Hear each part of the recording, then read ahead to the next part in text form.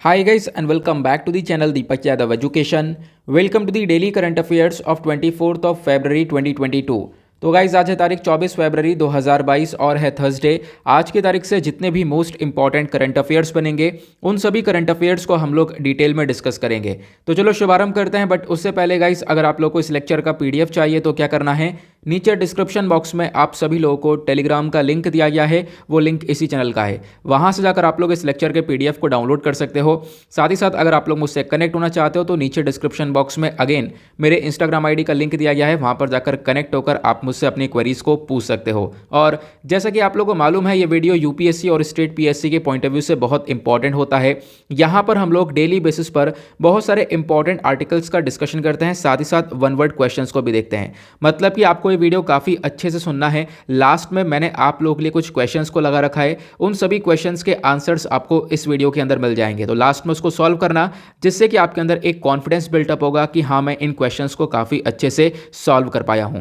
Now अब हम लोग क्या करेंगे, अपने कल वाले क्वेश्चंस की आंसर कीज को देखेंगे, क्योंकि इनका डिस्कशन डेली बेसिस पर चलता है। तो मैं आपको कल वाली आंसर कीज बता रहा हूं ताकि आप लोग चेक कर सको कि आपने कितने क्वेश्चन सही किए थे और कितने गलत किए थे।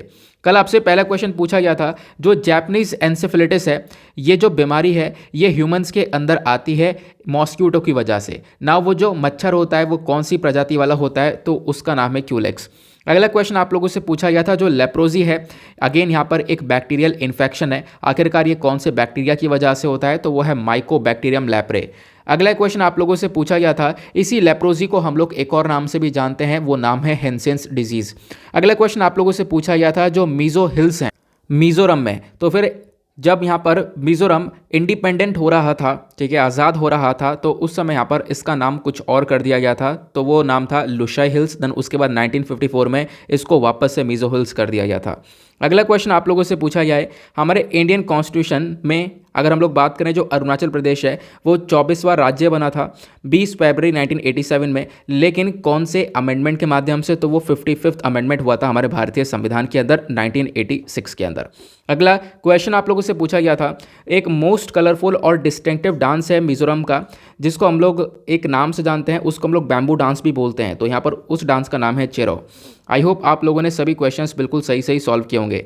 नाउ स्टार्ट करते हैं हम लोग डिस्कशन को। यह है हमारा आज का सबसे पहला आर्टिकल, और आर्टिकल बहुत बहुत बहुत इंपॉर्टेंट होने वाला है। सारी चीज़ें हम लोग डिस्कस करने वाले हैं, आखिरकार दुनिया भर में क्या चल रहा है रशिया यूक्रेन को लेकर। इनफैक्ट रशिया यूक्रेन की ही बात नहीं करेंगे, यहाँ पर ओवरऑल सिनारियो देखेंगे कि अभी ये रशिया के थ्रू क्या किया गया, यूक्रेन के अंदर 2 कंट्रीज़ को रिकग्नाइज कर लिया गया है, और उसके बाद दुनिया भर से क्या रिस्पांस आया है, चाहे वो यूएस का रिस्पांस हो, यूके का रिस्पांस हो, यूरोपियन यूनियन का हो, टर्की का रिस्पांस क्या है, तो सब कुछ डिस्कस करने वाले हैं। पूरे दुनिया भर का इशू हम लोग आज यहाँ पर इस पर्टिकुलर आर्टिकल के अंदर कवर करेंगे। लेकिन उससे पहले गाइस, इस लेक्चर का पीडीएफ ज़रूर डाउनलोड कर लेना, आपको डेफिनेटली काफ़ी हेल्प करेगा ये। तो बेसिकली इस आर्टिकल को सबसे पहले हम लोग अपने सिलेबस से रिलेट करना चाहें तो जीएस पेपर 2 इंटरनेशनल रिलेशन से ये रिलेट हो जाएगा। हुआ क्या है, एक बहुत बड़ा मुद्दा क्रिएट हो चुका है, वो ये है कि हाल ही में रशिया ने यूक्रेन के अंदर 2 अलग अलग देश को रिकग्निशन दे दिया है, उनको रिकग्नाइज कर लिया है। अब पहले हम लोग मैप देखेंगे, उसी के माध्यम से चीज़ें क्लियर हो पाएंगी हम लोगों को, है ना। तो अगर हम लोग इसके मैप को देखें, मैंने काफ़ी सारे मैप्स यहाँ पर लगा रखे हैं, क्योंकि काफ़ी अच्छे से हम लोग चीज़ों को समझने वाले हैं आज। तो यहाँ पर आप लोग को एक मैप ये देखने को मिलेगा। सबसे पहले जब आप लोग यहाँ पर ये वाला मैप देखोगे तो इधर आपको ये रशिया देखने को मिलेगा, इधर यूक्रेन देखने को मिलेगा। इन्हीं दोनों कंट्रीज़ के बारे में हम लोग बात कर रहे हैं। नीचे एक छोटा सा पोर्शन है ये ऑरेंज कलर का, ये ऑलरेडी रशिया के पास है, क्योंकि रशिया ने 2014 में इसके ऊपर एनेक्सेशन कर लिया था, या फिर आप कह सकते हो इसको कब्जा लिया था, ठीक है, ये क्लियर हुआ। नाउ अब यहाँ पर यूक्रेन को और कौन से 2 देशों में बांट दिया गया है, तो यहाँ पर आप लोग ये वाला मैप देखो, इसमें आपको थोड़ा सा और अच्छे से दिखाई पड़ेगा। जैसे कि यहाँ पर आपको दिखाई पड़ रहा है, ये यूक्रेन का बॉर्डर हुआ, ठीक है। उसके बाद यहाँ पर आपको इधर रशिया देखने को मिलेगा, इधर आपको 2 ये छोटे छोटे एरियाज देखने को मिलेंगे, एक है लुहांस्क और दूसरा है दोनेत्स्क। अब जो ये लुहांस्क और दोनेत्स्क है, ये दोनों मिलाकर एक रीजन बनाते हैं, जिसको हम लोग जानते हैं दोनबास के नाम से, ठीक है। बट यहाँ पर 2 अलग अलग रीजन्स ये आपको नजर आ रहे होंगे, ठीक है। तो हुआ क्या है, है इन्हीं दोनों रीजन्स को अलग अलग कंट्री का रिकग्निशन दे दिया है। रशिया ने बोला अब यहाँ पर ये यूक्रेन का हिस्सा नहीं, ये 3 कंट्री हैं। यूक्रेन तो हो गया पहली कंट्री और लुहांस्क हो गया दूसरी कंट्री और यहाँ पर दोनेत्स्क हो गया ये तीसरी कंट्री। तो बेसिकली यहाँ पर रशिया के थ्रू ये बोल दिया गया। ठीक है, तो देखो हालांकि अगर हम बात करें कंट्री को लेकर तो लुहांस्क और दोनेत्स्क अपने आप को बहुत पहले से इंडिपेंडेंट मानते हैं। एग्जैक्टली 2014 से यहाँ पर ये लोग बोलते हैं कि हम लोग इंडिपेंडेंट हैं और यहाँ पर जो भी लोग रह रहे हैं, ठीक है, वो यहाँ पर ज़्यादातर रशियन है। 70% जो लोग हैं वो रशियन है और आप कह सकते हो जो और भी लोग हैं वो प्रो रशियन है। तो आप कह सकते हो रशिया का एक बहुत बड़ा इन्फ्लुएंस यहाँ पर देखने को मिलेगा। तो ऑलरेडी यहाँ पर जब 1991 में आपको पता होगा यूएसएसआर टूट गया था। यूएसएसआर क्या था, मैं आप लोगों को थोड़ा सा वो भी मैप दिखा देता हूँ। मैंने काफ़ी सारे मैप लगा रखे हैं तो डेफिनेटली उनका यूज़ भी करेंगे हम। तो यहाँ पर आप देख पाओगे यूएसएसआर 1991 में टूटा था, लेकिन उससे पहले ये एक बहुत बड़ा देश हुआ करता था कुछ इस प्रकार से। ठीक है, अब क्या हुआ, ये टूटा तो बाद में यहाँ पर काफ़ी सारे देश निकल कर आए। ठीक है, ये तो रशिया आपको बड़ा सा देखने को मिल ही जाएगा। लेकिन उसके बाद अभी हम बात कर रहे हैं यूक्रेन की, तो छठे नंबर पर आपको यूक्रेन देखने को मिलेगा। छठा नंबर का है वो आपको ये देखने को मिलेगा, ये भी एक यहाँ पर देश बनकर निकला। ठीक है, अब जब यहाँ पर यूएसएसआर टूटा, ये देश बना, तो बहुत सारे लोग यहाँ पे बॉर्डर के पास में आपको लुहांस्क और दोनेत्स्क देखने को मिलेगा। तो बहुत सारे लोग यहाँ पर रशियन ओरिजिन के, रशियन कल्चर है, रशिया को फॉलो कर रहे हैं काफ़ी लंबे समय से। इनफैक्ट आप कह सकते हो कि रशिया के अंदर जो रशियन प्रेसिडेंट है व्लादिमीर पुतिन, ये यहाँ पर इन दोनों एरिया के लोगों को अलाउ भी करते हैं इन कंट्री के अंदर। व्लादिमीर पुतिन ऑलरेडी यहाँ पर बोल चुके हैं कि अगर कोई यहाँ पर इन दोनों एरिया से लुहांस्क और दोनेत्स्क के कोई व्यक्ति रशिया के अंदर आता है तो डेफिनेटली उसको as a refugee Russia accept भी करेगा। मतलब रशिया के अंदर आपको सिटीजनशिप मिल जाएगी अगर कोई व्यक्ति इन दोनों एरिया से आता है। तो मतलब आप कह सकते हो ये दोनों एरिया बहुत ज़्यादा करीबी हैं रशिया के, बहुत ज़्यादा प्रो हैं रशिया के। तो रशिया ने एग्जैक्टली क्या किया, यहाँ पर मंडे की नाइट में इनको 2 देश घोषित कर दिया कि ये दोनों अब यहाँ पर अलग अलग इंडिपेंडेंट नेशन है। ये यहाँ पर रशिया ने करके दिखा दिया।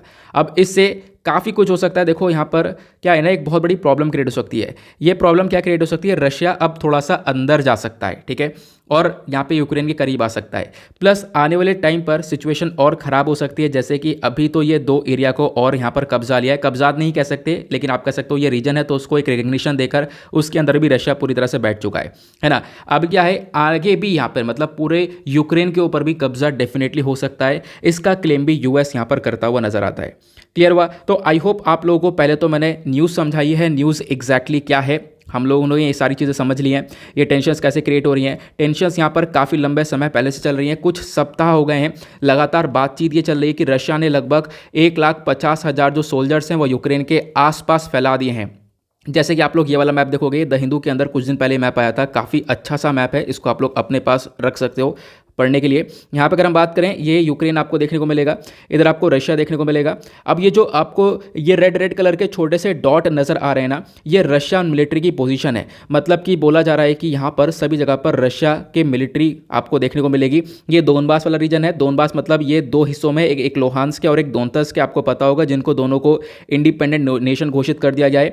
तो अब यहाँ पर एक प्रॉब्लम ये क्रिएट हो चुकी है कि जैसे ही इसको इंडिपेंडेंट नेशन घोषित किया तो अभी तक रशिया कहाँ पे था, अभी तक रशिया ये यूक्रेन के बॉर्डर के पास इस एरिया में था, ठीक है, यहां पर रशिया था। लेकिन अब क्या पहुंच चुका है, अब आप कह सकते हो यहां पे रशिया पहुंच चुका है, यूक्रेन के और करीब पहुंच चुका है। और एग्जैक्टली अगर हम लोग कह सके तो यहीं पर यूक्रेन के करीब जैसे पहुंचा है, यूक्रेन के जो कैपिटल है वो आपको कीव कैपिटल देखने को मिलेगी, ठीक है, इसका नाम क्या है, कीव, यहाँ पर आपको देखने को मिलेगा। यहाँ तक रशिया ऑलरेडी पहुंच चुका है। तो जैसे यहाँ पर कैपिटल के ऊपर कब्जा होता है, डेफिनेटली आप कह सकते हो ये यूक्रेन काफ़ी हद तक फेल मार जाएगा, पूरी तरह से यूक्रेन रशिया के कंट्रोल में आ जाएगा, ठीक है। क्योंकि यहाँ से भी आप देख पाओगे रशिया बैठ गया, यहाँ से बैठ गया, और यहाँ पर भी रशिया ने अपने सोल्जर्स को डिप्लॉय कर रखा है। और इस एरिया में बेलारूस के पास से, क्योंकि बेलारूस और रशिया ये दोनों ही बहुत अच्छे दोस्त हैं, ये भी ध्यान रखना है। तो यहाँ पर भी जो सोल्जर्स उनको डिप्लॉय कर रखा है, तो यूक्रेन को एग्जैक्टली चारों तरफ से घेर रखा है। और इनफैक्ट यहाँ पर थोड़ा सा अंदर आ चुका है, तो यूक्रेन के अंदर अपनी सोल्जर्स को डाल दिया है रशिया ने, एग्जैक्टली आप ये भी कह सकते हो, ठीक है। तो आई होप आपको सारी चीज़ें क्लियर हो चुकी हैं क्या क्या एग्जैक्टली हो रहा है। नाउ उसके बाद और क्या बताया गया कि अच्छा चलो यहाँ पर विवाद हो गया, अब इसका क्या सोल्यूशन हो सकता है। देखो सोल्यूशन ये था अभी तक का, हाँ बिल्कुल था ही बोलेंगे, कि 2015 के अंदर कुछ पीस डील साइन हुई थी। मतलब कि देखो ये जो विवाद है 2014 से ही, क्योंकि मैंने आपको ऑलरेडी बताया, क्योंकि ये जो रीजन है 2014 में एनेक्स कर लिया गया था रशिया के थ्रू, जैसे यहाँ पर लिखा हुआ है, ये मैंने आपको ऑलरेडी बताया। तो 2014 के बाद से ही रिलेशन काफ़ी ख़राब हो चुके थे। अब हुआ क्या, 2015 में एक पीस डील हुई थी कि यूक्रेन और रशिया दोनों मिलकर शांति बना सकते हैं। इसको लेकर एक मिन्स्क अग्रीमेंट हुआ था। अब ये मिन्स्क अग्रीमेंट क्या है, तो बेलारूस की यहाँ पर कैपिटल है मिन्स्क, ठीक है। तो यहीं पर बैठकर बातचीत हुई थी, इसी वजह से इसको हम लोग मिन्स्क अग्रीमेंट बोलते हैं। मिन्स्क अग्रीमेंट में क्या क्या डिस्कशन हुआ था मैं अभी आप लोग को आगे बताऊंगा। बट अभी हम लोग बात करें इस पूरे पर्टिकुलर इशू को लेकर रशिया का स्टैंड क्या है। देखो, रशिया तो पूरी तरह से सारा ब्लेम डाल रहा है नाटो के ऊपर, क्योंकि कहानी यहीं से शुरू होती है।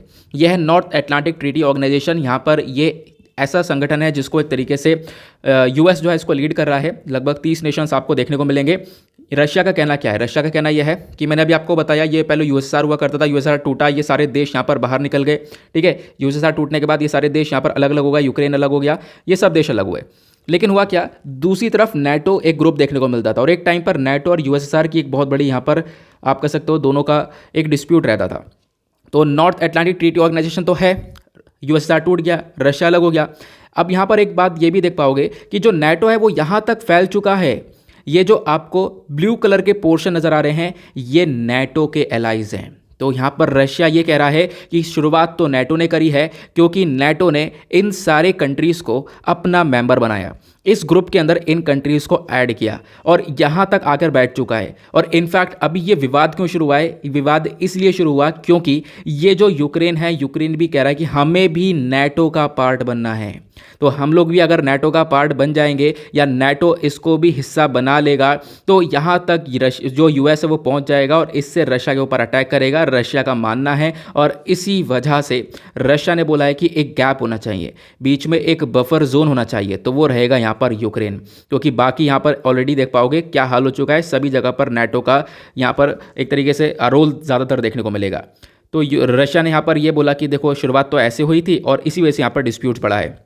साथ ही साथ रशिया ने यहाँ पर बोला कि देखो, अगर ये डिस्प्यूट ख़त्म करना है तो यहाँ पर एक बात ध्यान रखना, अगर डिस्प्यूट ख़त्म करना है तो यहाँ से क्या करो, ये जो यूक्रेन है इसको नाटो का पार्ट नहीं बनाना है, ठीक है, तो डिस्प्यूट सुधर जाएगा। लेकिन यूएस ने, जो वेस्टर्न कंट्रीज़, उन्होंने मना कर दिया।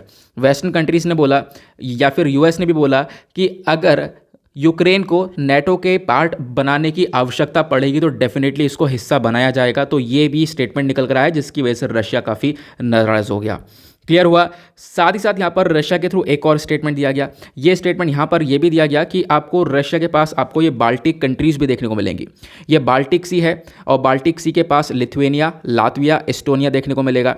तो ये जो तीनों देश आपको नज़र आ रहे हैं, यहाँ पर भी नाटो का एक बहुत बड़ा रोल देखने को मिलेगा। तो रशिया ने ये भी बोला, यहाँ से भी जो अपने एलाइज हैं, जो नाटो के फोर्सेस वगैरह हैं, इन सबको हटा लो, ठीक है। तो रशिया यहाँ पर एग्जैक्टली ये बोल रहा है। तो आई होप आपको सारा पिक्चर क्लियर हो चुका होगा, कैसे विवाद शुरू हुआ, कितना विवाद हुआ, आज के टाइम पर किस तरह पे क्राइसिस पहुंच चुका है कि 2 एरियाज़ को रिकग्निशन दे दिया है, यूएस एंटर कर चुका है यूक्रेन के अंदर, यहाँ पर कोई कुछ नहीं कर पाया, सभी सिर्फ सैंक्शंस लगाने के बारे में चर्चा कर रहे हैं। यूएस बोल रहा है हम सैंक्शन लगाएंगे, जर्मनी बोल रहा है सैंक्शन लगाएंगे, और वो सैंक्शन से कोई फर्क नहीं पड़ने वाला इतना रशिया के ऊपर। लेकिन एक दो चीज़ें हैं जिससे डेफिनेटली फर्क पड़ेगा, बट यहाँ पर जो चीज़ें अभी बताई जा रही हैं उससे ज़्यादा कोई फर्क पड़ेगा नहीं, वो भी आगे मैं डिस्कस करूँगा, थोड़ा सा वेट करो। लग रहा है इंटरेस्टिंग, मज़ा आ रहा है? अभी एक सेकेंड रुक जाओ, यहाँ पर एक चीज़ और बताता हूँ। अब एक दिमाग में क्वेश्चन ये आ रहा होगा, क्या इतना आसान है किसी भी देश को एज अ कंट्री घोषित कर देना कि हाँ भाई आप एक देश बन गए हो अलग से? नहीं, इतना आसान नहीं है, ये आपको ध्यान रखना है।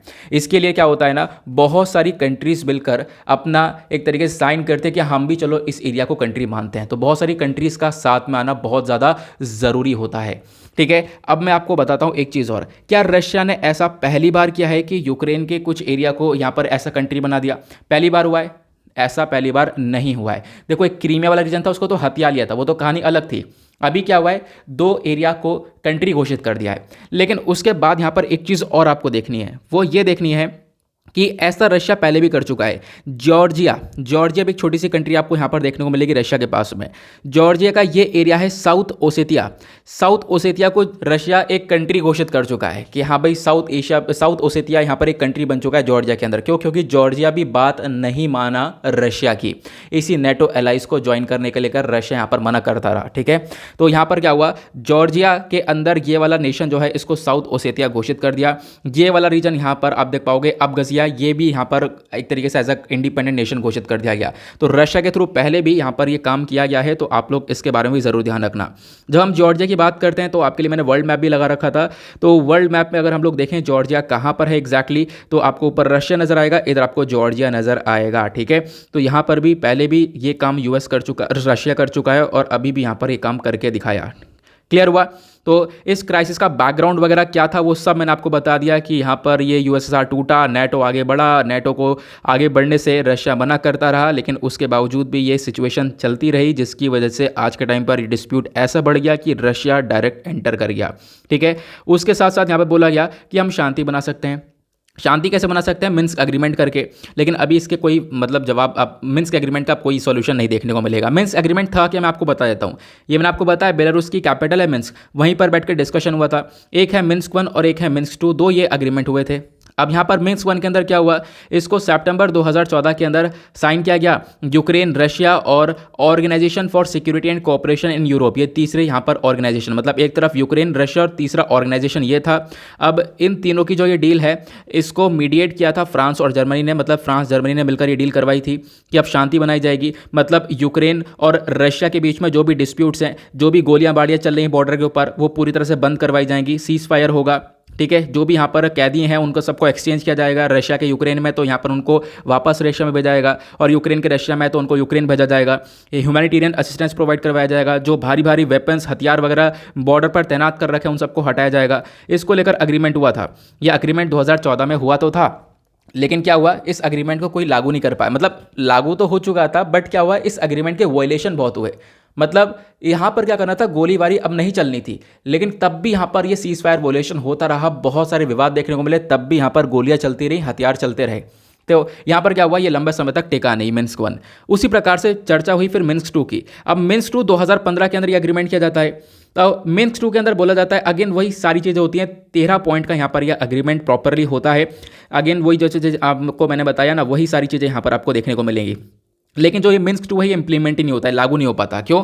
क्योंकि यहाँ पर अगेन रशिया का यहाँ पर एक थोड़ा सा इंटरफेरेंस आ जाता है, वही वाले रीजन को लेकर, खासकर दोनबास वाले रीजन को लेकर। क्योंकि यूक्रेन के अंदर डिस्प्यूट्स बहुत लंबे समय पहले से है। क्योंकि यूक्रेन मैंने आपको बता दिया ना, दोनबास रीजन जो खासकर 2 एरिया हैं वो अलग है, और पूरा जो एरिया है वो अलग है। ठीक है, ये लोग अपने आप को यूक्रेन से पहले से ही अलग मानते हैं, बहुत पहले से यहाँ पर ये मानते हैं कि हम लोग अलग हैं यूक्रेन से। यूक्रेन की सरकार अलग है और ये अलग है। इसी वजह से यूक्रेन को कोई ज़्यादा फर्क भी नहीं पड़ रहा है। ठीक है, क्योंकि यूक्रेन को शुरू से पता था कि ये हमारा हिस्सा है ही नहीं यार। ठीक है, ये लोग शुरू से अलग है, तो यूक्रेन को इतना फर्क पड़ भी नहीं रहा है। ये भी आप लोग को ध्यान देना है, क्योंकि देखो कुछ वैसे हुआ भी नहीं, और यहाँ पर ऐसे ही रशिया ने अपना काम करके दिखा दिया और काम करके निकल गया रशिया। अब बात करते हैं कि अलग अलग देशों ने इस डिस्प्यूट को लेकर क्या बोला। सबसे बड़ी बात यूएस की बात करते हैं। यूनाइटेड स्टेट्स ने ऑलरेडी यहाँ पर काफ़ी सारे सैंक्शन लगा दिए हैं, इन्वेस्टमेंट को लेकर, ट्रेड को लेकर, और भी बहुत सारे सैंक्शंस यहाँ पर लगाने के बारे में चर्चा की। जापान ने भी यूएस को ज्वाइन किया, सैंक्शन लगा दिया, और फ्रांस ने भी यूएस को ज्वाइन किया और बोला बिल्कुल हम भी यहाँ पर सैंक्शन लगाएंगे। यूरोपियन यूनियन को भी यहाँ पर साथ में लेकर आ गए। ये सब यहाँ पर सैंक्शंस लगा रहे हैं रशिया के ऊपर। साथ ही साथ बात करें यूनाइटेड किंगडम की, तो उन्होंने भी बोला बिल्कुल हम भी सैंक्शन लगाएंगे, और ऑस्ट्रेलिया ने भी बोला कि हम भी सैंक्शन लगाएंगे। सैंक्शन क्या होगा? बेसिकली सैंक्शन का मेन मकसद यहाँ पर यही रहेगा, व्यापार रोक दिया जाए, इनके पास पैसा ना पहुंचे। एग्जैक्टली अगर हम बात करें, डॉलर इनकी कंट्री में नहीं जाएगा, तो उससे रशिया को ही फर्क नहीं पड़ेगा। क्यों? क्योंकि आपको मैं पहले से ही बताता हुआ आ रहा हूं, जब भी हमने इंटरनेशनल इश्यूज़ को डिस्कस किया है, कि रशिया चाइना एक तरफ हो चुके हैं आज के टाइम पर। रशिया का पहले से काम चल रहा है चाइना के साथ, तो अब यहाँ पर ज़रूरत भी नहीं है। तो मतलब उतना ज़्यादा यहाँ पर प्रॉब्लम नहीं क्रिएट होगी, एग्जैक्टली आप कह सकते हो। ठीक है, इनफैक्ट अगर हम बात करें टर्की की, तो टर्की ने भी बोला है कि हम लोग यहाँ पर नेटो का साथ देंगे, क्योंकि नेटो का मेंबर ऑलरेडी टर्की। लेकिन रिसेंटली क्या हो रहा था, आप देख पाओगे काफ़ी सारे आर्टिकल्स मैंने आपके साथ डिस्कस किया है कि रशिया के साथ जो रिलेशन है टर्की के, वो बहुत ज़्यादा तेज़ी से बढ़ रहे थे। बट अभी क्या हुआ, ये भी मामला पूरी तरह से खत्म हुआ, और टर्की अभी नेटो का साथ देता हुआ नज़र आ रहा है। लेकिन अभी यहाँ पर एक क्वेश्चन ये होगा कि रशिया को नुकसान किस चीज़ से हो सकता है। तो नुकसान यहाँ पर रशिया को एग्जैक्टली हो सकता है इस नॉर्ड स्ट्रीम 2 पाइपलाइन से। आपको पता होगा एक पाइपलाइन जाती है रशिया से, ये पाइपलाइन जाती है कहाँ पर? जर्मनी के अंदर में। रशिया नेचुरल गैस भेजता है पूरे यूरोपियन यूनियन को। ठीक है, बहुत सारा नेचुरल गैस, क्योंकि यूरोपियन यूनियन जो कंट्रीज़ है वो नेचुरल गैस परचेज करती हैं रशिया से। अगर हम लोग इसको देखें तो बहुत ज़्यादा डिपेंडेंट है वो रशिया के ऊपर। अब जर्मनी में गैस आती है, फिर एक ग्रिड से जाकर फिर पूरे यूरोपियन नेशंस के अंदर ये सारी गैस पहुंचती है। तो रशिया से तो हम लोग ऑलरेडी गैस परचेज करते हैं दो पाइपलाइन की बात से। एक है यहाँ पर नॉर्ड स्ट्रीम 1 जो कि वर्किंग में है, इससे गैस आ रही है, और दूसरा है नॉर्ड स्ट्रीम 2 जो कि वर्किंग में था, जो काम चल रहा था, जिसके ऊपर आप देख पाओगे ये काम पूरा होने वाला था और यहाँ पर पूरी तरह से अब डील होने वाली थी और यहाँ पर रशिया इस नेचुरल गैस को बेचने वाला था। बट अब जर्मनी ने मना कर दिया, हमें नहीं चाहिए, हम इस प्रोजेक्ट को आगे इंप्लीमेंट ही नहीं करेंगे। इससे यहाँ पर आप कह सकते हो ये ट्रिलियंस का ये प्रोजेक्ट आपको देखने को मिलेगा, $1 ट्रिलियन का। लेकिन अभी क्या है, यहाँ पर भी काफ़ी सारे विवाद देखने को मिलेंगे, लेकिन इससे हो सकता है यहाँ पर रशिया के ऊपर काफ़ी इंपैक्ट पड़ सके। ठीक है, आई होप आप लोग को यहाँ पर ये आर्टिकल काफ़ी अच्छे से क्लियर हो चुका है। अगर क्लियर हो चुका है तो फटाफट वीडियो को लाइक करो, लाइक करके आप अपना सपोर्ट दिखाओ। और एक एक चीज़ मैंने आप लोगों को अच्छी तरीके से क्लियर करवा दिया। तो हम लोग यहाँ पर टारगेट रख रहे हैं अपने 2000 लाइक्स का, उसको अचीव करवाना है। नेक्स्ट आर्टिकल पर आते हैं। अगला आर्टिकल बहुत ज़बरदस्त है, यहाँ पर आपको बहुत मज़ा आने वाला है। इस वाले आर्टिकल में डेफिनेटली बहुत मज़ा आने वाला है। इनफैक्ट आपके कोर्स का थोड़ा सा बर्डन मैं यहाँ पर कम करने वाला हूँ। ठीक है, बात की क्या की गई है, बात ये है एनफोर्सिंग फंडामेंटल राइट्स को लेकर। हाल ही में सुप्रीम कोर्ट ने एक नोटिस जारी किया और बोला केंद्र सरकार से, राज्य सरकार से कि भाई यहाँ पर काफ़ी सारे पेटिशंस हैं और बात की गई है कि जो फंडामेंटल राइट्स उनको लागू किया जाए। फंडामेंटल राइट्स नहीं, मैंने फंडामेंटल राइट्स बोल दिया है, सॉरी, फंडामेंटल ड्यूटीज़ के बारे में चर्चा की जा रही है, बहुत डिफरेंस है। तो फंडामेंटल ड्यूटीज़ के बारे में डिस्कशन किया जा रहा है। तो यहाँ पर सुप्रीम कोर्ट बोलता है कि फंडामेंटल ड्यूटीज़ को इंप्लीमेंट किया जाए, इनको एनफोर्स किया जाए। तो ये article Indian express, the Hindu और भी न्यूज़पेपर्स में कवर किया गया था। फिलहाल न्यूज़ क्या है, कोई भी ज़बरदस्त इंपॉर्टेंट यहाँ पर न्यूज़ नहीं है, बट जो ये फंडामेंटल ड्यूटीज़ का टॉपिक है, ये आपके लिए बहुत बहुत बहुत बहुत इंपॉर्टेंट होने वाला है। इनफैक्ट आपके पॉलिटी का हिस्सा है। जब आप लोग यहाँ पर लक्ष्मीकांत पढ़ोगे या कोई सी भी पॉलिटी की किताब पढ़ोगे, वहाँ पर आपको पूरा चैप्टर देखने को मिलेगा। इनफैक्ट जब मैं बात करता हूँ लक्ष्मीकांत की, तो लक्ष्मीकांत का 6ठा एडिशन उठाओगे, चैप्टर नंबर 9 खोलना, चैप्टर नंबर 9 पूरा फंडामेंटल ड्यूटीज़ के बारे में है। और उससे भी खास बात क्या है, पूरा चैप्टर मैं आप लोग को आज यहाँ पर कवर करवा दूंगा। बस थोड़ा सा यहाँ पर मैं कोशिश करूँगा कि एक आपको मतलब पूरे कंप्लीट एक ओवरव्यू दूँ, मतलब सब कुछ यहाँ पर सिखा के ही जाऊँगा। ये यहाँ पर हम लोग इस पूरे आर्टिकल में डिस्कस करेंगे। क्लियर हुआ?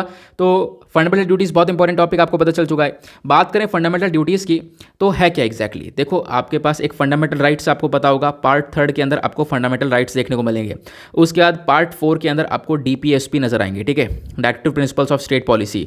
उसके बाद यहाँ पर आपको पार्ट 4 के अंदर है आपका, मतलब कि आप कह सकते हो इसमें पार्ट 4A ऐड है, और जो पार्ट 4A हमने ऐड कर दिया है अलग से, मतलब DPSP के आगे ही हम लोगों ने फंडामेंटल ड्यूटीज़ को ऐड कर दिया है। तो पहले फंडामेंटल राइट्स हैं, देन DPSPs हैं, देन उसके बाद आपको ये फंडामेंटल ड्यूटीज़ देखने को मिलेंगी। तो हम लोग आज डिस्कस करेंगे पार्ट 4A के बारे में, जो है फंडामेंटल ड्यूटीज़।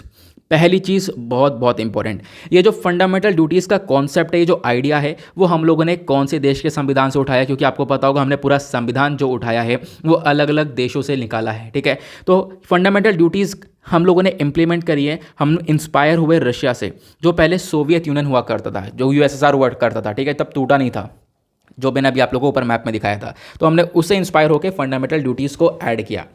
अब ऐड किया हमने, बाद में ऐड किया है, क्योंकि बाद में अमेंडमेंट किया। अब देखो, बाद में जब चीज़ें ऐड कर रहे हैं, चीज़ों के संविधान के अंदर बदलाव हुआ है, तो हम क्या करते हैं, उसके अंदर जब चीज़ें बदलते हैं तो हमें एक अमेंडमेंट एक्ट लाना होता है। तो इसी प्रकार से जब फंडामेंटल ड्यूटीज़ को ऐड करना था, तो 42nd कॉन्स्टिट्यूशनल अमेंडमेंट एक्ट 1976 के अंदर लाया गया, और इस अमेंडमेंट एक्ट के माध्यम से पार्ट 4A ऐड कर दिया गया, और पार्ट 4A के अंदर फंडामेंटल ड्यूटीज़ आपकी आ गई।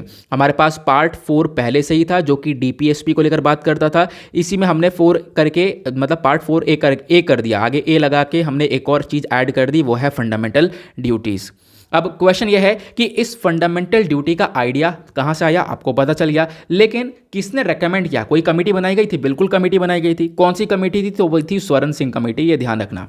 अब बात करें स्टार्टिंग में, जब यहाँ पर फंडामेंटल ड्यूटीज़ को लाया गया, तो टोटल आपको 10 फंडामेंटल ड्यूटीज़ ये देखने को मिली थी। ठीक है, तो आपको हो गए 11 है, बिल्कुल 11 है, मैं भी कह रहा हूँ 11 है, लेकिन स्टार्टिंग में यहाँ पर 10 फंडामेंटल ड्यूटीज़ आई थी। 11वीं वाली को, जो लास्ट वाली, उसको बाद में ऐड किया गया।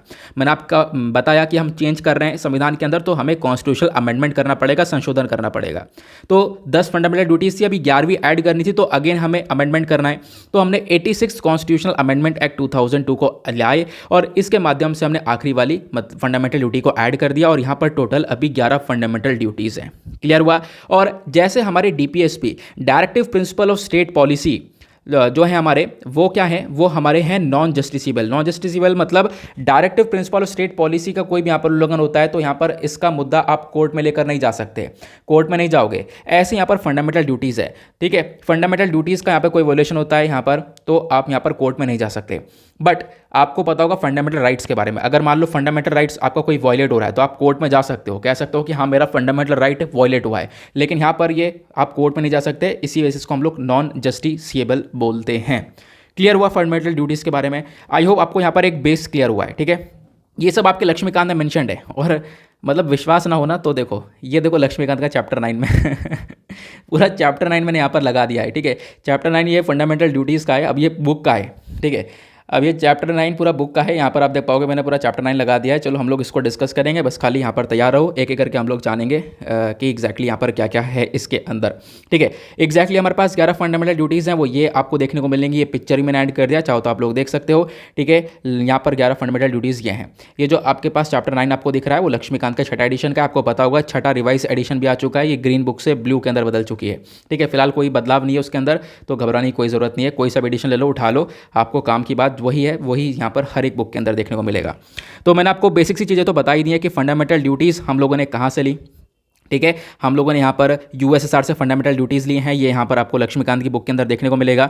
अब देखो क्या हुआ, इंडिया ने तो फंडामेंटल ड्यूटीज़ को लाया, लेकिन USA, Canada, France, Germany, Australia ये फंडामेंटल ड्यूटीज़ को नहीं लेके आए। अच्छा एक चीज़ और मैं आपको ये तो बता दूं, फंडामेंटल ड्यूटीज़ एग्जैक्टली है क्या, मतलब इसका पर्पज़ क्या है। देखो यहाँ पर बोला गया आपके पास फंडामेंटल राइट है, ठीक है, आपके पास हक है कि आपका ये, आपके पास पूरे पूरे राइट्स हैं कि आपका ये हक वायलेट हो रहा है तो मैं कोर्ट के अंदर जाऊंगा और मैं लड़ूंगा, है ना। लेकिन उसी प्रकार से फंडामेंटल ड्यूटीज़ हैं, तो फंडामेंटल राइट्स एक तरफ है तो आपकी कुछ ड्यूटीज़ भी हैं, आपकी कुछ ड्यूटीज़ हैं, कुछ काम करना है आपको अपने देश के प्रति, तो आपकी कुछ ड्यूटीज़ हैं हमारे देश के प्रति, तो उसको भी ध्यान देना है। आपके पास फंडामेंटल राइट्स है, बहुत अच्छी बात है, लेकिन आपकी कुछ ड्यूटीज़ भी हैं, तो इसी को यहाँ पर फंडामेंटल ड्यूटीज़ के अंदर ऐड किया गया है।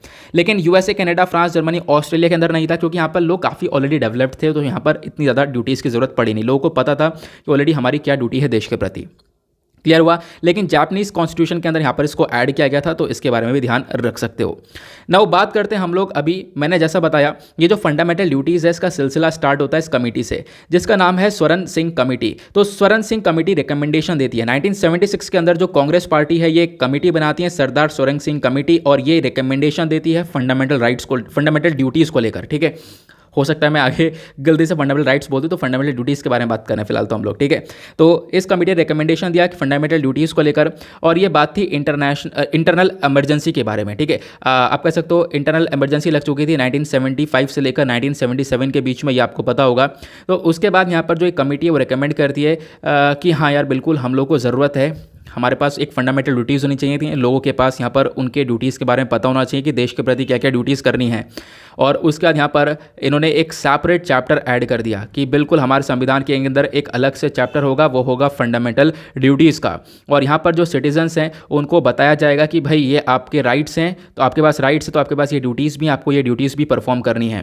देन ये सारा मुद्दा पहुँचता है और कांग्रेस सरकार यहाँ पर इस पूरे जो कमेटी का रिकमेंडेशन है उसको एक्सेप्ट करती है। फिर उसके बाद 42वां मतलब 42nd कॉन्स्टिट्यूशनल अमेंडमेंट एक्ट आता है 1976 के अंदर, फिर पार्ट 4A को ऐड किया जाता है, मैंने आपको बताया। अब ये भी ध्यान रखना, पार्ट 4A को ऐड करने के बाद हमने फंडामेंटल ड्यूटीज़ के बारे में कौन से आर्टिकल के अंदर मेंशन किया है, तो हम लोगों ने एक आर्टिकल यहाँ पर डाल दिया, आर्टिकल 51A। अब यहाँ पर A क्यों डाला है, क्योंकि हमारे पास आर्टिकल 51 ऑलरेडी था जो कि डीपीएसपी को लेकर बात करता, तो डीपीएसपी के बाद ही हम लोगों ने 51A ऐड कर दिया और इसमें हम लोगों ने फंडामेंटल ड्यूटीज़ को डाल दिया। क्लियर हुआ। तो ये आपको समझ में आ चुका है एग्जैक्टली क्या क्या हुआ। देखो यहाँ पर बोला जा रहा था कि जो हमारे संविधान जिन्होंने बनाया है कॉन्स्टिट्यूशनल मेकर्स से, उन्होंने यहाँ पर फंडामेंटल ड्यूटीज़ के ऊपर थोड़ा ध्यान नहीं दिया है, लेकिन अभी यहाँ पर इसको सुधारने की ज़रूरत है। दैट इज़ वाई यहाँ पर फंडामेंटल ड्यूटीज़ को लेकर आया गया। लेकिन अब आते हैं कुछ इंटरेस्टिंग टॉपिक के ऊपर। इंटरेस्टिंग टॉपिक क्या है, मैंने आपको बताया स्वरण सिंह कमेटी ने यहाँ पर क्या करा, बहुत सारे रिकमेंडेशन दिए, भाई ये फंडामेंटल ड्यूटीज़ होंगी हमारी, इसको इंप्लीमेंट करना चाहिए। वो ड्यूटीज़ क्या होती हैं आगे मैं आपको बताऊँगा। तो स्वरण सिंह कमेटी ने बोला ये ड्यूटी है, इसको लागू करना चाहिए। लेकिन इसमें से देखो सारी ड्यूटीज़ लागू करवाई गई, लेकिन इसमें से कुछ ड्यूटी थी जो कि सरकार ने, मतलब कांग्रेस की सरकार उस समय थी, तो कांग्रेस पार्टी ने कुछ ड्यूटीज़ को तो एक्सेप्ट किया, कुछ ड्यूटीज़ को एक्सेप्ट नहीं किया कि हम इसको नहीं लागू करेंगे। जैसे कि पहली ड्यूटी क्या थी, यहाँ पर यह बोला गया कि जो फंडामेंटल राइट है, इन्हीं स्वरण सिंह कमेटी में इन्होंने यहाँ पर काफ़ी सारी ड्यूटीज़ बताई, उसमें से एक ड्यूटी ये भी थी जिसको माना नहीं गया। एक ड्यूटी ये थी कि भाई मान लो कोई व्यक्ति है, उसका फंडामेंटल ड्यूटीज़ हैं, अब यहाँ पर वो जो फंडामेंटल ड्यूटीज़ उनको परफॉर्म नहीं कर रहा है, मतलब कि उनके प्रति वो सही से काम नहीं कर रहा है, अपनी फंडामेंटल ड्यूटीज़ को यहाँ पर सही से लागू नहीं कर रहा है, अपनी ड्यूटीज़ को परफॉर्म नहीं कर रहा है, तो उसके ऊपर पेनल्टी पनिशमेंट हो सकता है। लेकिन यहाँ पर इसको हटा दिया गया, सरकार ने बोला नहीं हम लोग ऐसा नहीं कर सकते, तो इसको नहीं लागू किया गया।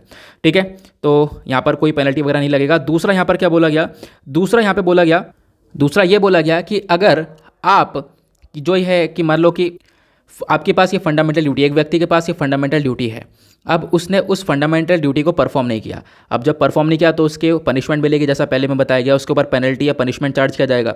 अब जब पनिशमेंट चार्ज किया जाएगा तो वो कोर्ट में नहीं जा सकता। ठीक है, कोर्ट में नहीं जाकर कह सकता कि मेरे फंडामेंटल राइट का वॉयलेशन हो रहा है या मेरे कोई से कॉन्स्टिट्यूशनल प्रोविजन का वॉयलेशन हो रहा है, ये आगे आपको देखने को मिलेगा। तो ये पूरा पॉइंट है।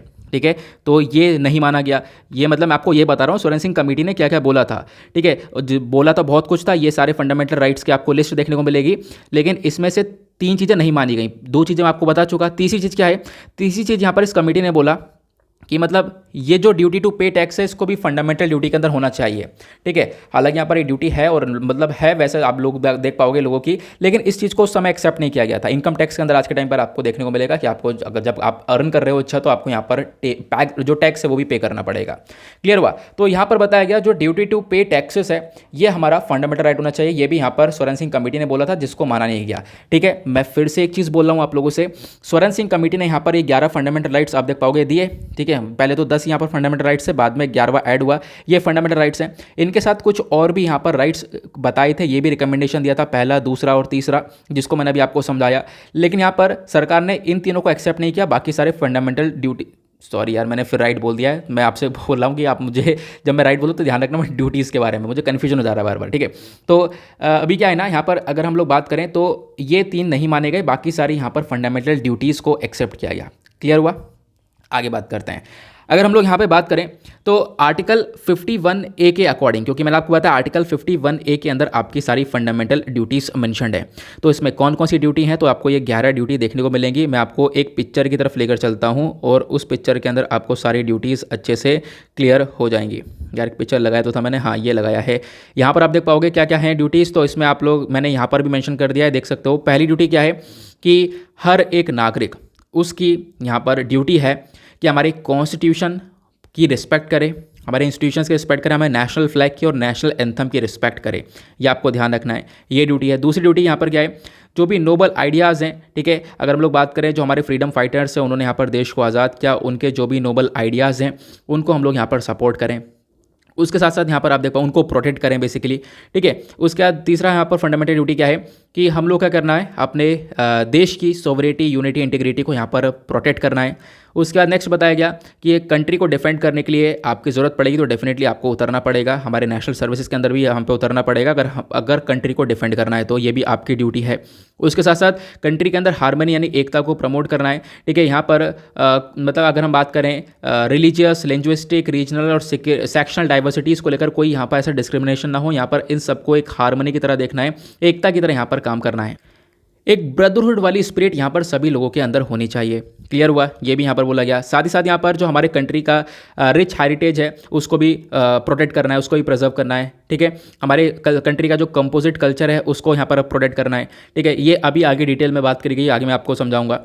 उसके बाद यहाँ पर और क्या बोला गया कि जो एनवायरनमेंट है, ठीक है, हमारा नेचुरल एनवायरनमेंट है, जैसे कि जंगल हो गए, लेक, रिवर, वाइल्ड लाइफ, ये सारी चीज़ें हो गई, इन सबको भी प्रोटेक्ट और इम्प्रूव करना है। ये भी यहाँ पर एक तरीके से काम है किसका, हमारे सिटीजन्स का। तो ये भी यहाँ पर एक फंडामेंटल ड्यूटीज़ देखा गया।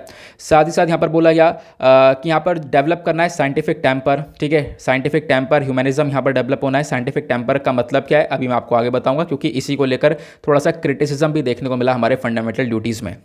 ठीक है, तो साइंटिफिक टेम्पर बेसिकली यहाँ पर क्या है, कोई काम करो तो उसके पीछे का साइंस क्या है ये आप कह सकते हो, ये चीज़ भी देखी जाएगी। ठीक है, जिसको लोग समझ नहीं पाए है ना, और इसी को लेकर विवाद उठा कि भाई यहाँ पर एक चीज़ ऐसी मेंशन है जिसको लोग समझ नहीं पा रहे हैं फंडामेंटल ड्यूटीज़ के अंदर, आगे मैं आपको बताऊंगा।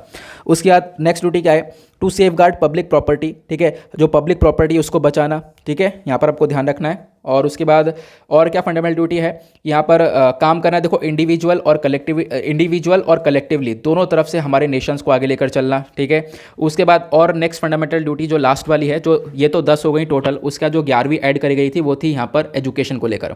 ठीक है, यहाँ पर क्या है कि यहाँ पर एक फंडामेंटल ड्यूटी है कि जो बच्चे हैं, ठीक है, अपने बच्चों को यहाँ पर एजुकेशन की अपॉर्चुनिटीज़ प्रोवाइड करवाना। जो भी 6 से 14 साल के बच्चे हैं उनको अपॉर्चुनिटीज़ देना और वो स्कूल जा पाएँ, स्कूल छोड़ कर आना, एग्जैक्टली आप कह सकते हो कि यहाँ पर, ताकि वो लोग पढ़ाई कर सकें, क्योंकि अब तो राइट टू एजुकेशन आपका फंडामेंटल राइट भी है, ये आपको पता होगा। तो इस वाले लास्ट वाले को हमने ऐड किया था 86 कॉन्स्टिट्यूशनल अमेंडमेंट एक्ट 2002 के रिगार्डिंग। तो इस फंडामेंटल ड्यूटी को यहाँ से ही पढ़ सकते हो, सारे पिक्चर्स मैंने लगा दिए हैं। तो ये सारी फंडामेंटल ड्यूटीज़ दी गई थी किसके थ्रू? सोरेन सिंह कमेटी के थ्रू, ठीक है। ये आप देख पाओगे यहाँ पर, ये सारी ड्यूटीज़ मैंशनड है जो कि मैंने अभी आप लोगों को बताई है, एग्जैक्टली वही मैंशनड है जो कि अभी आप लोगों ने पढ़ी है।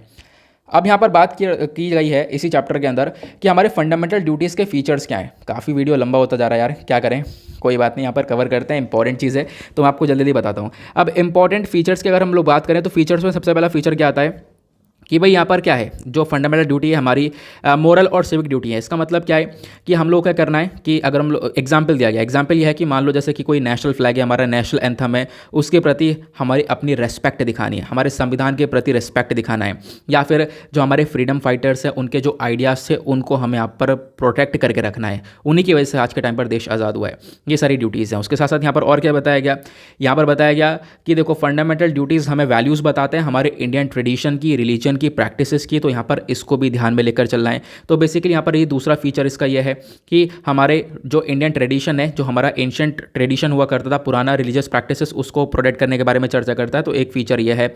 अगला फीचर क्या है, जो फंडामेंटल राइट्स हैं वो बेसिकली सिटीजन्स तक ही सीमित हैं, मतलब कि भारतीय सिटीजन्स तक सीमित हैं, किसी फॉरनर को नहीं मिलेगा, ठीक है। जो फंडामेंटल ड्यूटीज़ हैं, जो फंडामेंटल राइट्स होते हैं वो तो यहाँ पर आप देख पाओगे काफ़ी सारी जगह पर फॉरनर्स को भी अवेलेबल करवा दिए जाते हैं, बट जो फंडामेंटल ड्यूटीज़ हैं ये सिर्फ सिटीजन्स तक ही सीमित रहेगा। लास्ट यहाँ पर फीचर क्या है, जो फंडामेंटल ड्यूटीज़ है ये नॉन जस्टिसेबल है, मतलब कि यहाँ पे आप इसको लेकर आपने कोर्ट में नहीं जा सकते हो, जैसे मैंने भी आप लोगों को बताया था। जैसे डीपीएसपी है उसी प्रकार से ये फंडामेंटल ड्यूटीज़ भी देखने को मिलती हैं।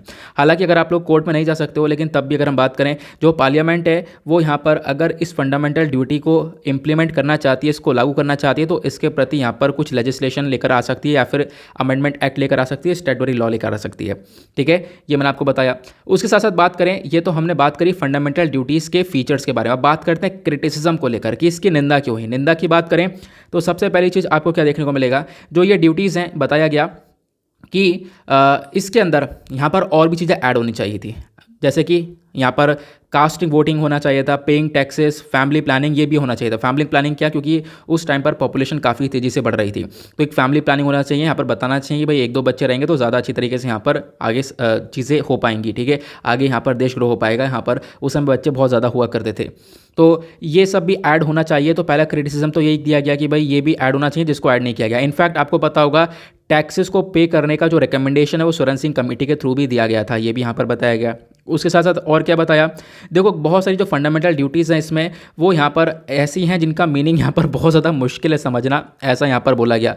दूसरी निंदा इसलिए हुई कि भाई नोबल आइडियाज़, जो फ्रीडम फाइटर के नोबल आइडियाज़ हैं उनको प्रोटेक्ट करना है। तो नोबल आइडियाज़ क्या हो सकते हैं, कहीं पर आइडिया नॉन वायलेंस को लेकर है और कहीं पर आइडिया वायलेंस को लेकर प्रमोट करता है, तो कौन से माने हैं। तो यहाँ पर एक सबसे बड़ी प्रॉब्लम ये हो जाती है, कॉम्पोजिट कल्चर का वर्ड किसी को समझ में नहीं आया, साइंटिफिक टेम्पर का मतलब समझ में नहीं आया, तो कुछ चीज़ें ऐसी हैं जिसका एग्जैक्टली मीनिंग निकल कर नहीं आ रहा है, जिसको लेकर काफ़ी हद तक कन्फ्यूजन क्रिएट हो रही है। तो ये भी कहीं ना कहीं यहाँ पर एक बहुत बड़ा निंदा हुई है किसकी, फंडामेंटल राइट्स, ड्यूटीज़ की, ठीक है।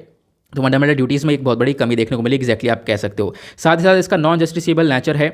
नॉन जस्टिसेबल नेचर का मतलब है कि मान लो किसी के कोई अपनी फंडामेंटल ड्यूटी को नहीं निभा रहा है, ठीक है, तो उसके ऊपर यहाँ पर कोई आप कर नहीं सकते। वो यहाँ पर आप मतलब कि पहली बात यहाँ पर उसका फंडामेंटल ड्यूटीज़ का कोई वायलेशन हो रहा है तो यहाँ पर कोर्ट में नहीं जा सकता। लेकिन दूसरी चीज़ क्या है, अगर फंडामेंटल ड्यूटीज़ यहाँ पर करनी थी, फॉलो करवानी थी, तो यहाँ पर पेनल्टी वगैरह लगानी चाहिए थी, जो कि पेनल्टी वगैरह नहीं लगाई गई, इसको लेकर निंदा की गई। साथ ही साथ यहाँ पर नेक्स्ट जो निंदा करी गई है वो यहाँ पर एक वर्ड है सुपरफ्लस करके, सुपरफ्लस की वजह। सुपरफ्लस मतलब यहाँ पर इस फंडामेंटल ड्यूटीज़ का कोई मतलब नहीं निकल कर आ रहा है, मतलब क्या है कि ये जो आपने देश के नागरिकों की ड्यूटीज़ बता दी हैं इसका कोई मीनिंग नहीं है। अपने आप यहाँ पर लोग आगे बढ़ते तो अपने आप अपनी ड्यूटीज़ को समझ जाते कि हमें देश के प्रति क्या करना है।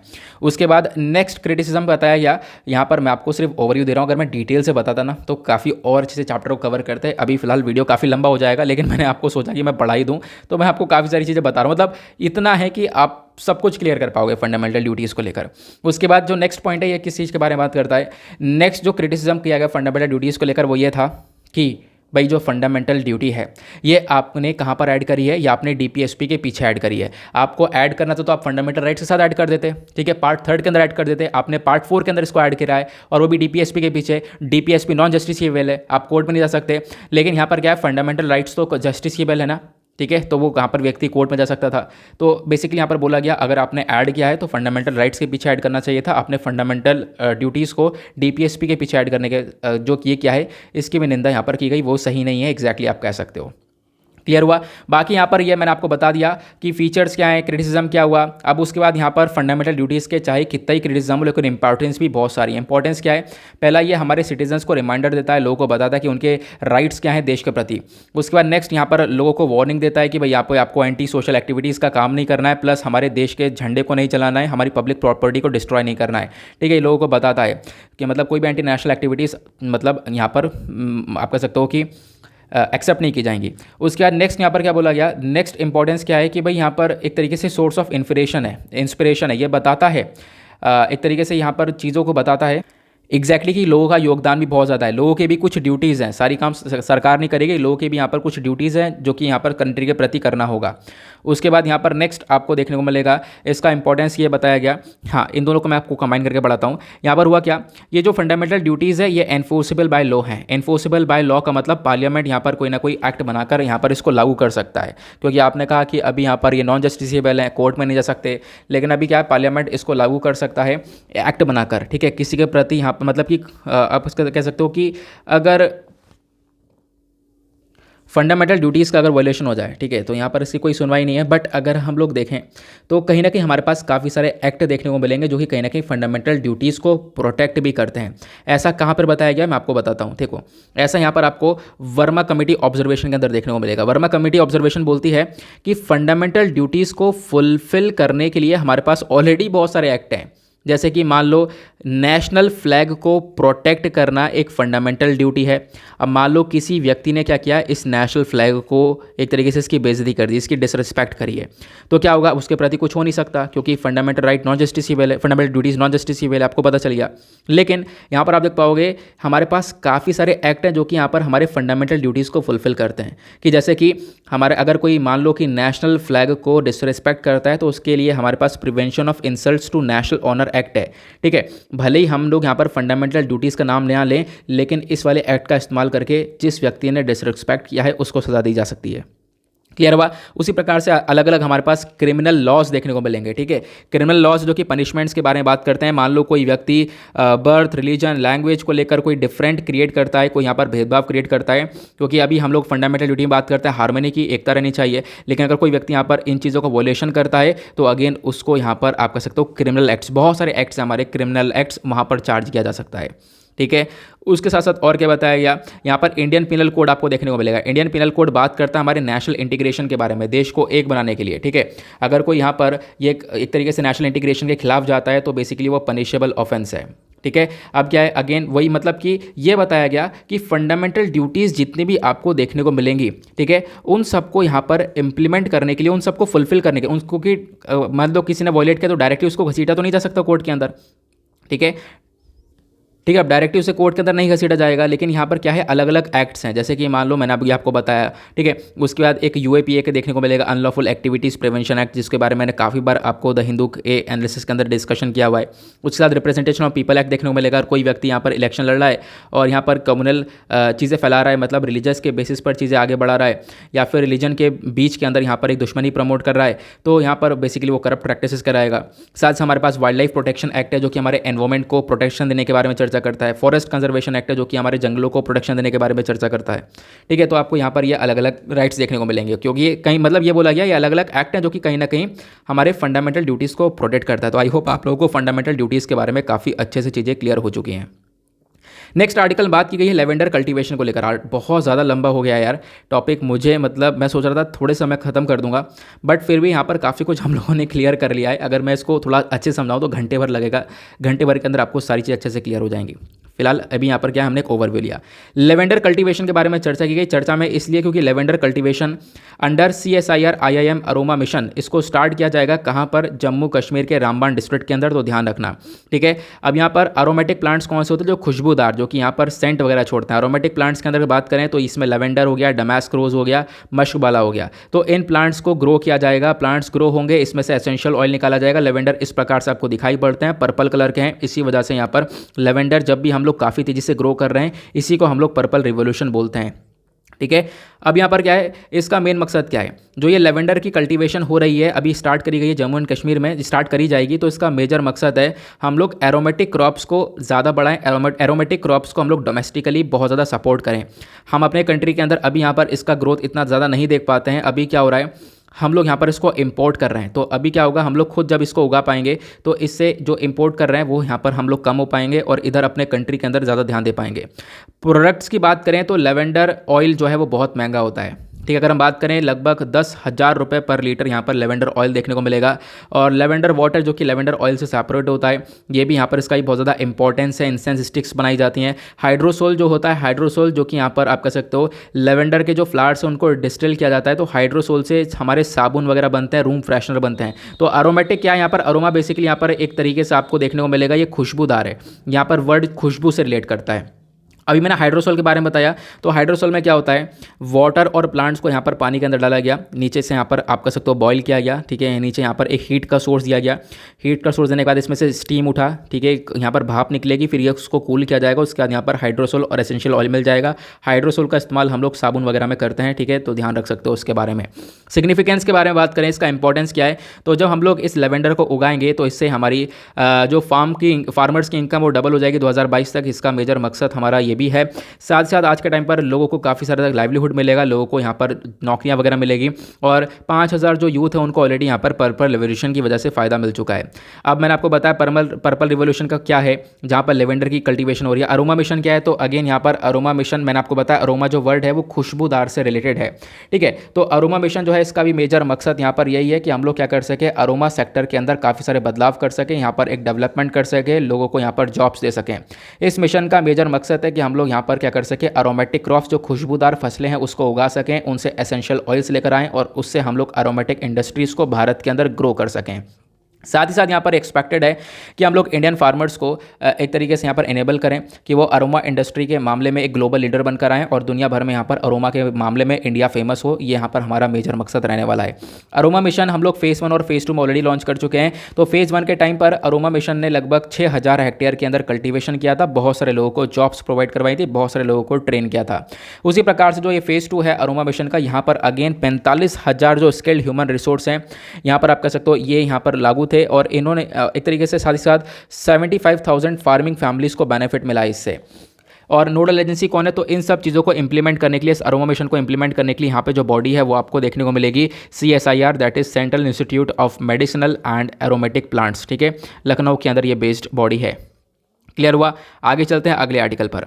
नेक्स्ट आर्टिकल में सिमिलिपल बायोस्फीयर रिजर्व के बारे में डिस्कशन हुआ है। हाल ही में फॉरेस्ट एडमिनिस्ट्रेशन और जो सेल्फ हेल्प ग्रुप्स हैं, ठीक है, इन्होंने यहाँ पर स्टार्ट कर दिया एक अवेयरनेस कैंपेन, एक जागरूकता वाला कैंपेन फैला दिया है कि मतलब हम लोग सिमिलिपल बायोस्फीयर रिजर्व के अंदर जो भी आग लगती है उसको कैसे मैनेज कर सकते हैं, क्योंकि सिमिलिपल बायोस्फीयर रिजर्व के अंदर बहुत सारी आगे लगती हैं। इसी वजह से ये चर्चा में है, तो मैं आपको इस बायोस्फीयर रिजर्व के बारे में बता रहा हूँ क्योंकि बहुत इंपॉर्टेंट है।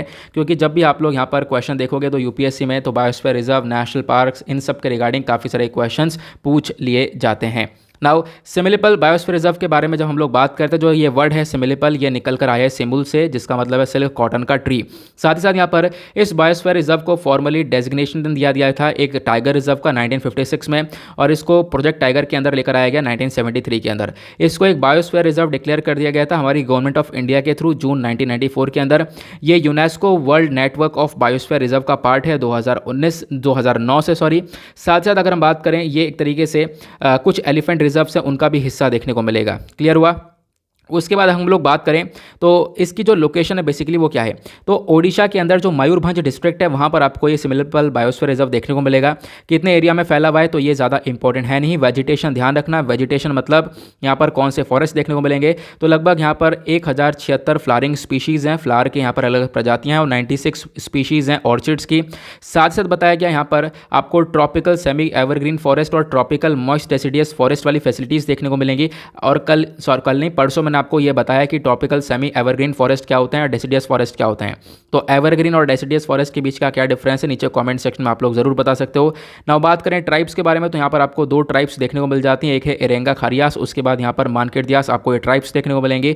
वाइल्ड लाइफ के बारे में अगर हम बात करें जो सिमिलिपल है, ये बेसिकली यहाँ पर आप कह सकते हो कि वाइल्ड एनिमल्स यहाँ पर बहुत सारे पाए जाते हैं, मतलब कि जंगली जानवर देखने को मिलेंगे। टाइगर, एलिफेंट के अलावा भी और बहुत सारी प्रजातियाँ हैं और इनके साथ बर्ड्स भी आपको देखने को मिल जाती हैं।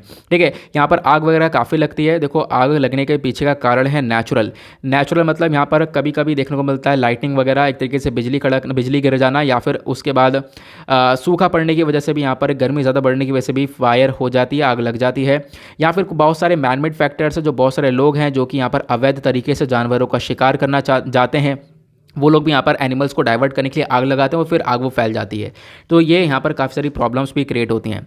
अब यहाँ पर मैप देख लो ओडिशा का, सिमिलिपल बायोस्फीयर रिजर्व आपको यहाँ पर सिमिलिपल वाला एग्जैक्टली ये वाला एरिया देखने को मिलेगा। आई होप आपको ये क्लियर हो चुका है। प्लस ओडिशा के अंदर और भी बहुत सारे प्रोटेक्टेड एरियाज़ हैं, वो कौन कौन से हैं, Bhitarkanika national park, Badrama wildlife sanctuary, ये सारे आप लोग एरियाज़ को देख सकते हो। यहाँ पर मैं भी आपको रीडी करके बताऊँगा तो ज़्यादा डिटेल में जा नहीं रहा।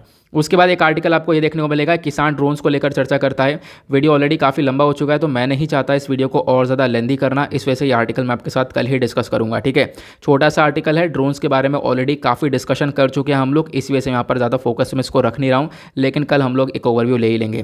फिलहाल हम आते हैं डायरेक्टली क्वेश्चन के ऊपर। और यार क्या हो गया आज भी, पता है आज भी यहाँ पर ये क्या हो गया, कोई बात नहीं, हम लोग इसको थोड़ा सा मैनेज कर लेंगे।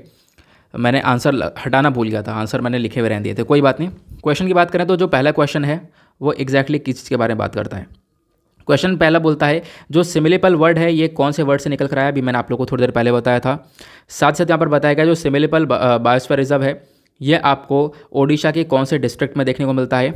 अगला क्वेश्चन जो लेवेंडर कल्टीवेशन है, ठीक है, जिसको हम लोग अरोमा मिशन के अंडर में इंप्लीमेंट कर रहे हैं, अभी जम्मू एंड कश्मीर में रामबान डिस्ट्रिक्ट के अंदर इसको इंप्लीमेंट किया जाएगा। ये आखिर कौन से रेवोल्यूशन के बारे में बताता है। रेवोल्यूशन में आपको येलो रेवोल्यूशन, वाइट रेवोल्यूशन पता होगा। जैसे येलो रेवोल्यूशन बात करता है जो हमारा शहद होता है उससे, या फिर वाइट रेवोल्यूशन बात करता है मिल्क से। तो ये कौन से रेवोल्यूशन से डिस्कस करता है, कौन सा कलर का रेवोल्यूशन आपको बताना है।